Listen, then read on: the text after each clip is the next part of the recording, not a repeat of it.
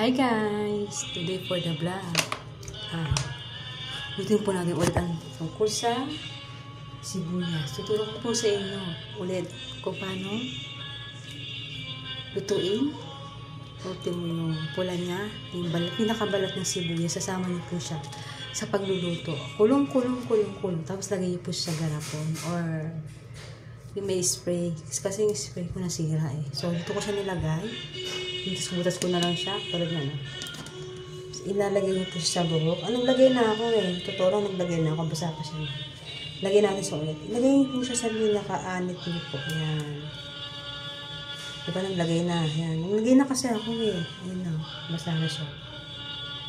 Effective po siya. Yun nga lang. Maamoy talaga sibuyas. Pero effective. Kahit manood po kayo sa YouTube, search niyo po siya.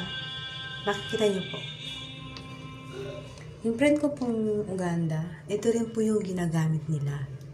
Kahit dito po sa Saudi, yung amo ko, yung anak na amo ko, hindi po yung ginagamit niya. Sa kanila ko lang po natutunan. Tapos sa YouTube, napanood ko rin siya. Effective po siya. Lutuin nyo lang po siya ng kulong-kulong, tapos palamigin nyo. Tapos, yun nga po, ilagay nyo po siya sa may anet. Ganito yun po siya.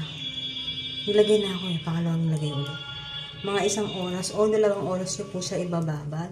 Effective po siya. May malagas man siya, hindi na po siya katulad ng dating marami. Konti lang.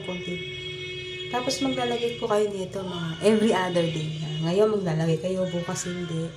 Another, maglagay kayo ulit. Effective na effective po siya. Mag-shampoo lang po kayo, konti shampoo lang ilagay nyo. Pero kuskusin nyo para di po siya mga sibuyas. Pero effective siya, madam. Sana nagustuhan nyo ang aking tutorial. Iba ko sanay mag-video eh. Paki-like and share and subscribe. Thank you.